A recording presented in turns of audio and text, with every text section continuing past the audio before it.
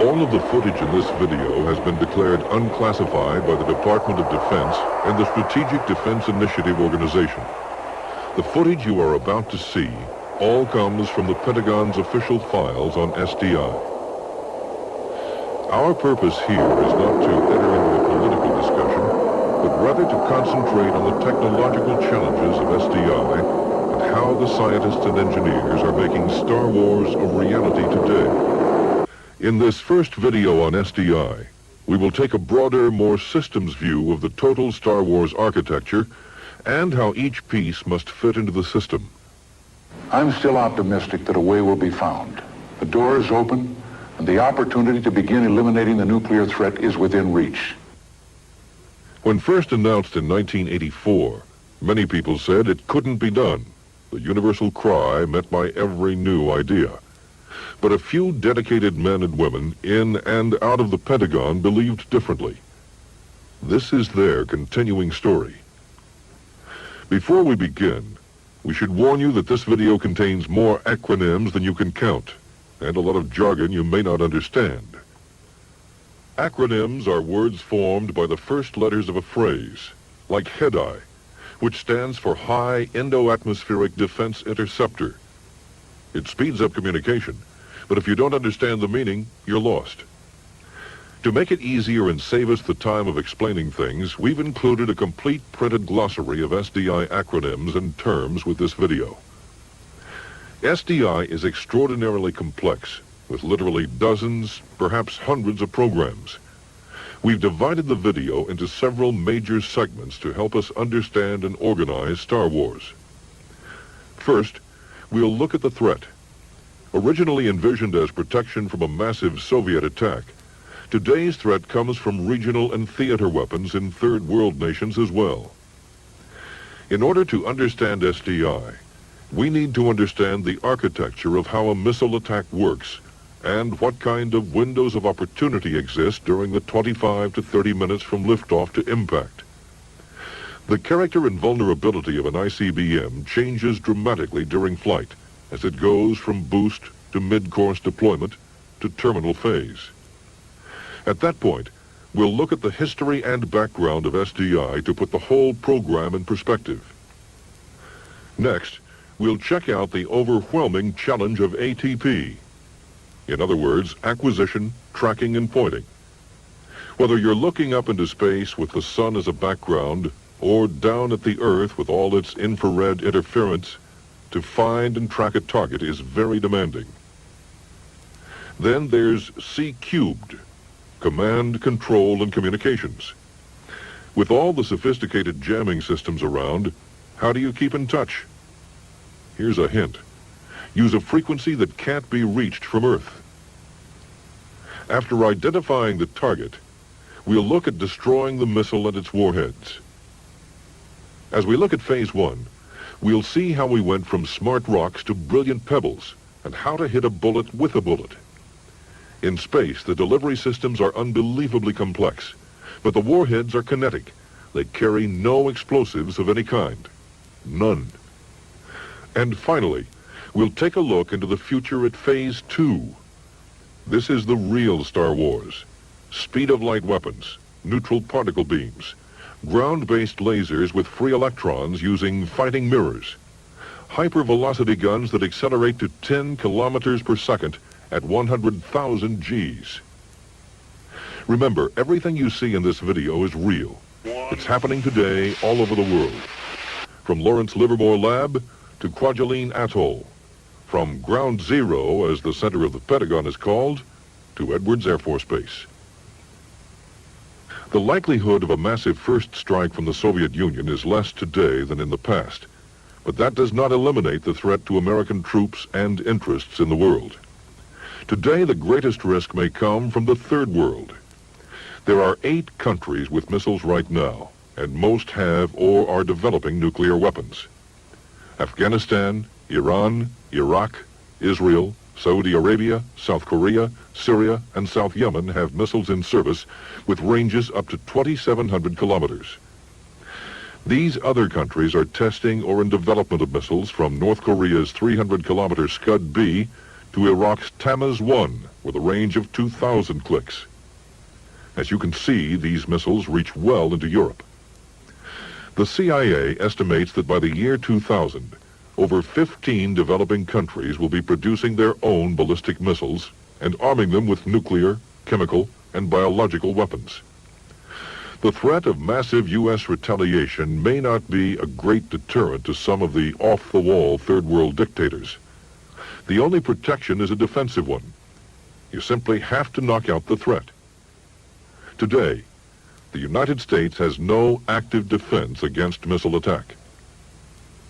And finally, there is always the chance of an accidental missile firing. Today, it probably wouldn't lead to World War III, but as the old joke goes, a nuclear bomb can ruin your whole day.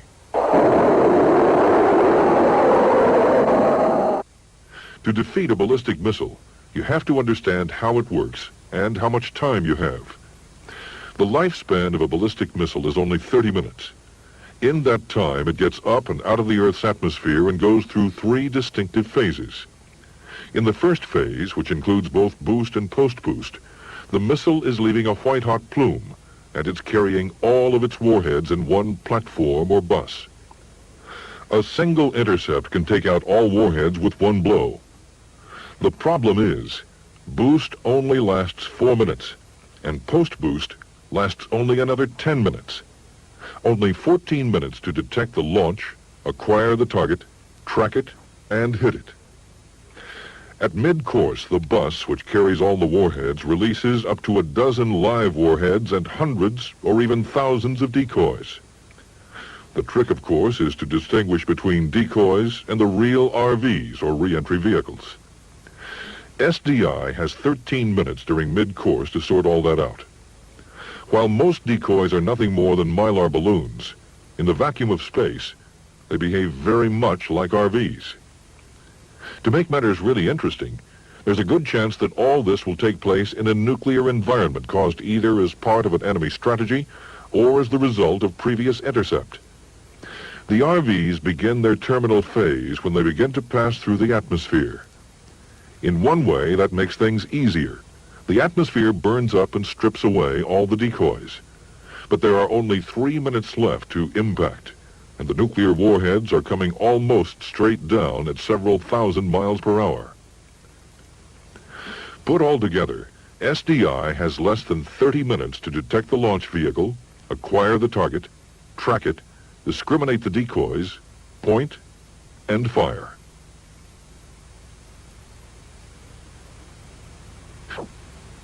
As early as 1984, SDI performed a successful mid-course intercept, hitting a bullet with a bullet. In 1985, SDI demonstrated that a laser could destroy a ballistic missile booster case. In 1986, as part of the Delta series, Delta 180 intercepted a thrusting target in space. As amazing as these feats were, in many ways, those were easy tasks. The real challenge is creating a system, not just a single technology. A system that cannot be overwhelmed or defensed with a single trigger. As with any research program, many ideas were explored in the early days. One possible solution would be the use of nuclear warheads, which, like horseshoes and hand grenades, only had to come close. There was the idea of huge lasers planted in space that could hit boosters, buses, and warheads with the speed of light. Both ideas have fallen out of favor. Nuclear warheads might create more problems than they would solve by generating an environment so alive with infrared and other energies and frequencies that nothing could be seen by SDI sensors and seekers. As for space-based lasers, in order to get the power needed for lethality, a space-based laser would have to be so big that the cost of boosting it into space in quantity would be prohibitive.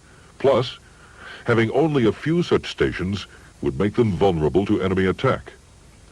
So over time, SDI has become more streamlined and elegant.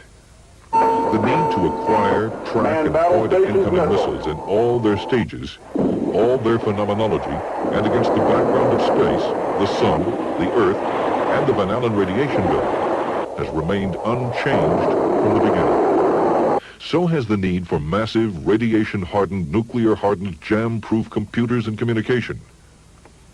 Phase 1, however, has come to focus on boost and post-boost, as well as mid-course defense. In both cases, we are looking at KEWs, or kinetic energy weapons.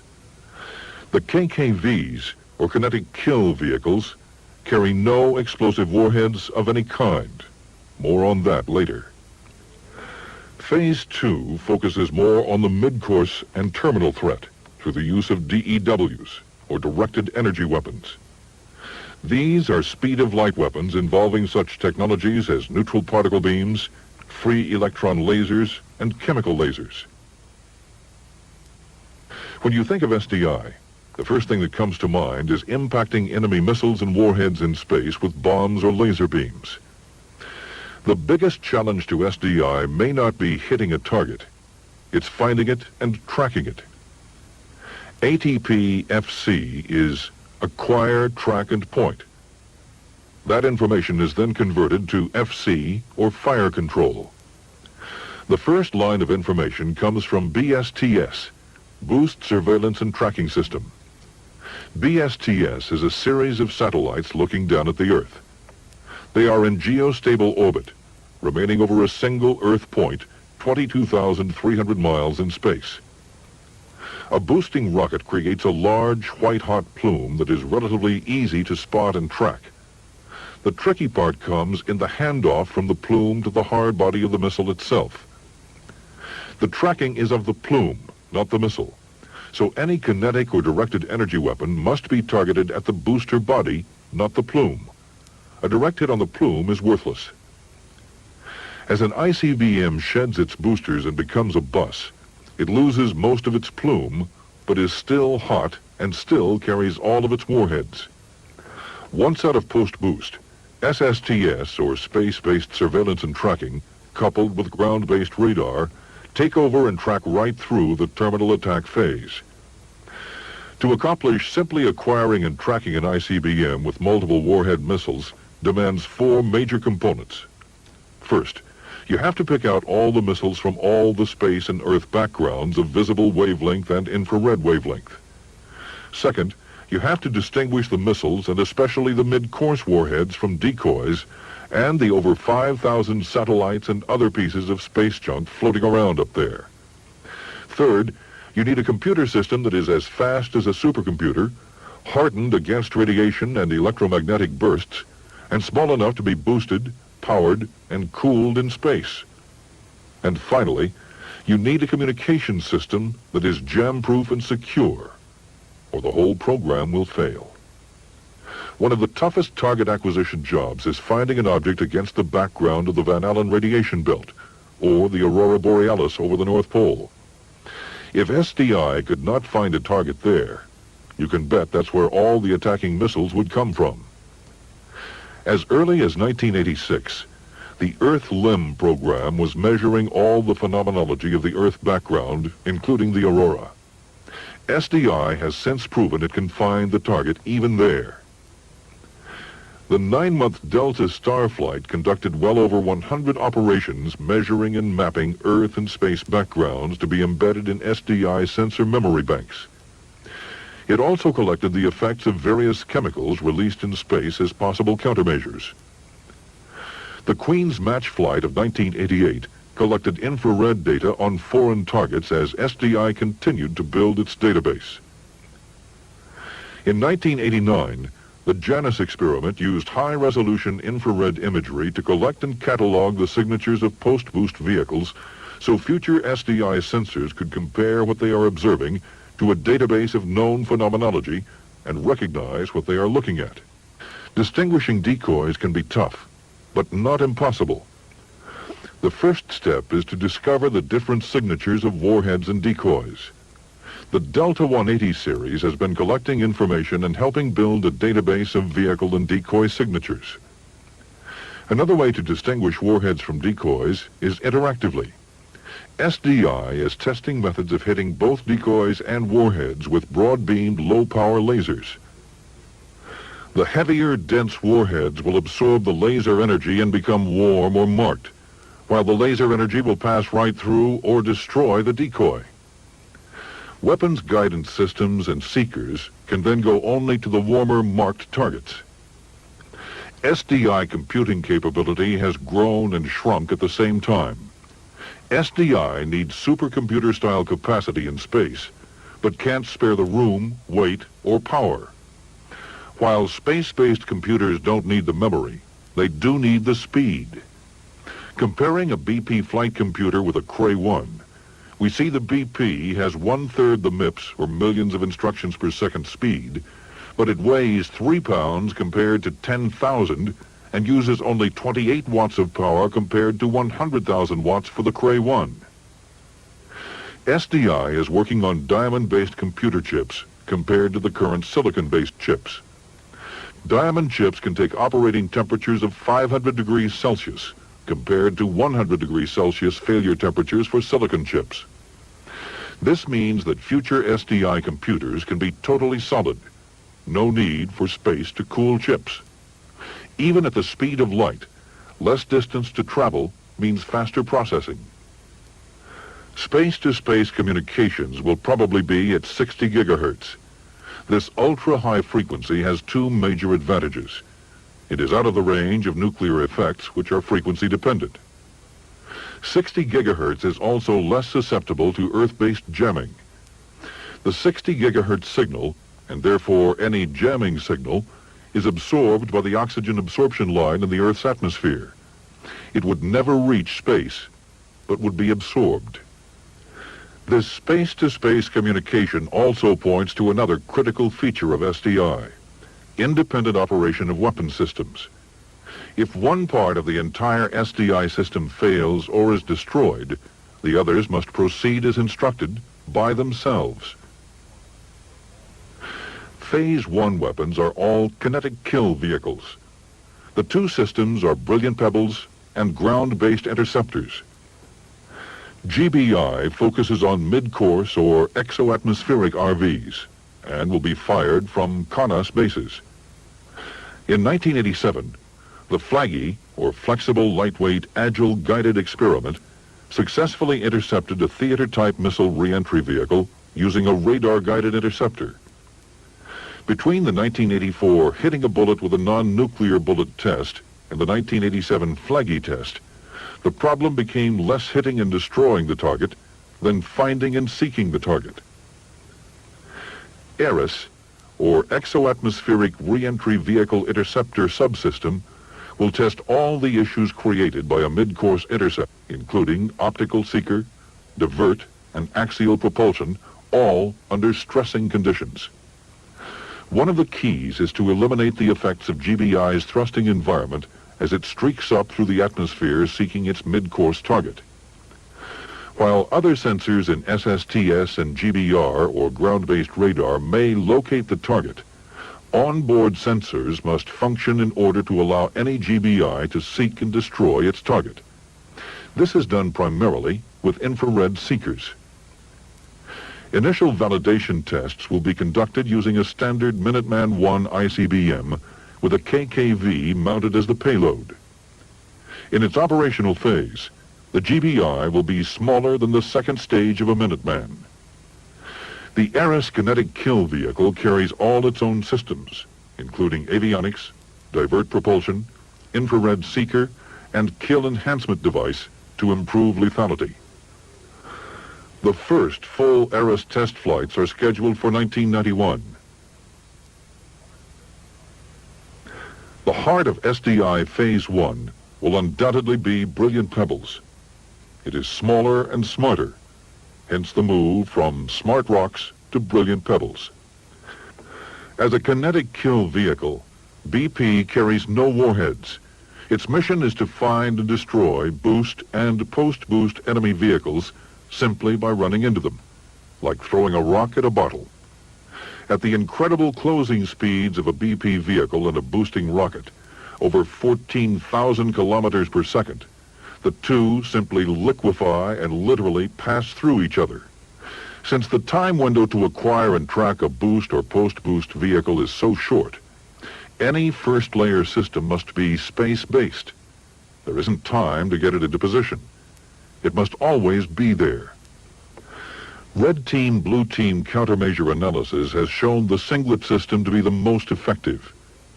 While packing up to 12 brilliant pebbles on one station would be more efficient, it becomes a meaningful target to an enemy in much the same way a post-boost bus is.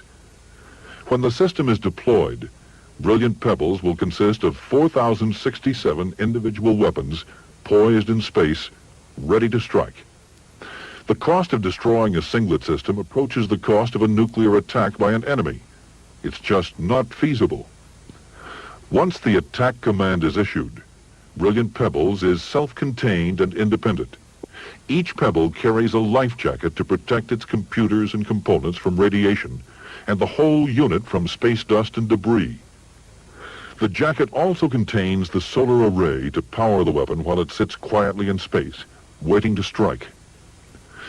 Since a geostable orbit would put the pebble too far away to get to its target in time, each pebble has a star tracking system which monitors its location at all times. Its own tracking and communication systems allow BP to find and attack its boosting and post-boost target independently and ensure that each pebble attacks a different target with no further information from C-cubed once the release command is issued. One of the most significant SDI tests to date was the full-duration flight test of a space-based interceptor soon to become Brilliant Pebbles.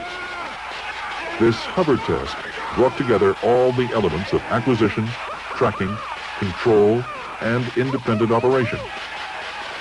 This vehicle is tracking a heat source similar to a boosting rocket on the other side of the wall. It is operating totally on its own.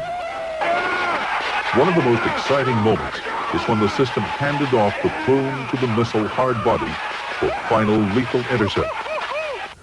While it must remain in space indefinitely, the active life of a Brilliant Pebble is under 30 seconds. At the end of 1990, another hover test was successfully conducted. Here, the vehicle, with all its controls and lethality, is tiny compared to the first test vehicle. This miniaturization reduces the cost of boosting into space and makes a Brilliant Pebble truly a pebble and much more difficult to find. SDI Phase 2 consists of programs and systems with longer lead times and more technology challenges. They are designed to provide layers to SDI. A layered, multifaceted series of defense systems is the heart of an SDI strategy. Knocking out or countermeasuring any one system does not render SDI ineffective. There are 2 kinetic weapons and 3 speed-of-light weapon systems. Head-eye, hypervelocity gun, neutral particle beam, space-based laser, and ground-based laser. Head-eye, or High Endo-Atmospheric Defense Interceptor, is similar to Phase 1 GBI. Only Head-eye strikes RVs in terminal phase, just after any remaining decoys are stripped away by the atmosphere. In an ideal situation, Head-eye would not be needed, because all warheads would have been destroyed in boost or mid-course. The hypervelocity gun, or HVG, is in some ways the simplest weapon. A very, very high-speed projectile fired from space or ground through electromagnetic acceleration. Neutral particle beams have been propagated on Earth for some time. They are immensely powerful, but the real question is, how will they behave in the vacuum of space? And can the accelerators and power systems be made small enough to be put into space? Laser weapons are both ground and space-based. Right now, the space-based laser may be the most effective in the interactive discrimination of targets from decoys. They would be chemical lasers. Ground-based lasers can get all the power they need. There are no real size limitations. The challenge is to get the beam into space through the atmosphere and direct it to a target. The first Head-eye flight test was conducted January 26, 1990. It lasted only 7 seconds, but it proved a lot. At the very high speeds achieved by Head-eye, at least 7,800 feet per second, Both the bow wave and heat at the nose tip of the vehicle can make the seeker's sensors unreliable. A cryogenic cooler is sprayed over the LWIR window. This instantly reduces the temperature to 100 degrees Fahrenheit.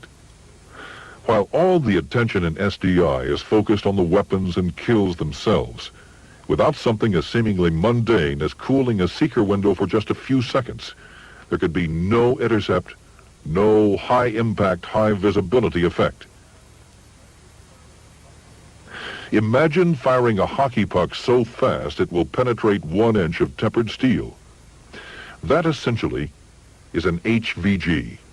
It's like a machine gun, only the bullets are accelerated not by a chemical explosion, but by electromagnetic acceleration. The acceleration is 100,000 Gs. That's right, 100,000 times the force of gravity. To put it in perspective, a fighter pilot maxes out at about 10 Gs. HVGs can be space-based or ground-based. The launch velocity of a space-based gun would be about 10 kilometers per second. A high-powered hunting rifle carries a muzzle velocity of 2,900 feet per second. HVG muzzle velocity is over 32,000 feet per second. You can see what it does to steel plating. Imagine what it can do to the thin skin of a ballistic missile. Neutral particle beam is one of the more exotic SDI systems. It works primarily by totally scrambling the control and computer systems of the incoming missile or RV. A neutral particle beam is a stream of highly accelerated negative ions. The technology has been around for years. In fact, one promising approach is the Soviet-developed RFQ, or radio frequency quadrupole system. Its chief advantage is its lightweight. NPB can also be used to mark or paint warheads and allow other kill weapons to distinguish warheads from decoys. A major challenge is to reduce the size of NPB accelerators so they can be boosted into space and to generate the kind of power needed. Accelerator size has been reduced substantially, as you can see, but it is mandatory that power in the range of 50 MeVs be maintained. That's 50 million electron volts. The Bear test, launched on July 13, 1989, was the first successful operation of a directed energy weapon in space. It proved that directed energy can be reliably operated in space. The future of space-based SDI lasers is found in the Alpha laser, which became operational in April 1989. This is a chemical-based laser. It has the advantage of low power consumption and smaller size. Space-based lasers have the further advantage of no atmospheric distortion and can go straight line to the target. With lethality demonstrated, the next major step is beam control and pointing. As the old joke goes, it's all done with mirrors. The LAMP, or Large Advanced Mirror Program, is designed to achieve this. When operational, LAMP will be several times larger than the Hubble Space Telescope. Even if full lethality is not achieved with a chemical space-based laser, its ability to destroy decoys, especially balloon decoys, thermally tag warheads, and create a velocity change signature on the warhead will make kills by other layers of SDI easier and faster. Ever since an atmospherically corrected laser tracked a booster rocket in 1985, the ability to propagate a laser beam from the ground into space seemed feasible. Laser light is absolutely parallel. A distortion in the atmosphere, like the wavy shimmering you see looking out over the road on a hot summer day, reduces the laser's effectiveness. SDI computers are now calculating the distortion in real time and adjusting the mirror to compensate for such distortion, creating a true and effective laser beam as it emerges from the atmosphere. In February 1990, a Delta II launched both LACE and RME into space. LACE is a 2.5-year low-power atmospheric compensation experiment to further refine beam distortion issues. RME will demonstrate the ability to reflect a laser beam from a space mirror and point to a target. Such a target may be a series of fighting mirrors, which in turn will divide the beam and aim multiple beams at multiple targets. GBL is not limited in power due to boosting weight limits. One of the more promising paths for ground-based lasers is FEL, or free electron laser. Electrons are jarred loose from their atoms and fed as bundles or electron bullets into a laser beam. Such an approach increases the lethality of the beam while offering the possibility of lower power consumption. This translates into more lasers at the same cost. In this video, we attempted to give you an overview of SDI, only outline its many successes, and look at some of SDI's more interesting systems. Over the next 12 months, a significant number of SDI systems will be tested in a series of VAL-DEM or validation and demonstration tests. These tests will focus more on full systems and system integration and less on components than in the past several years.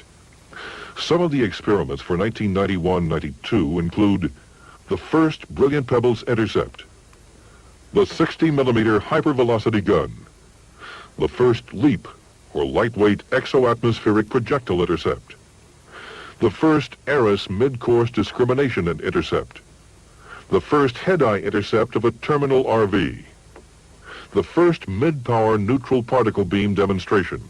This one is still on the ground. And finally, the first full-power free electron laser beam demonstration. We'll track all the activities and more and issue our findings in the next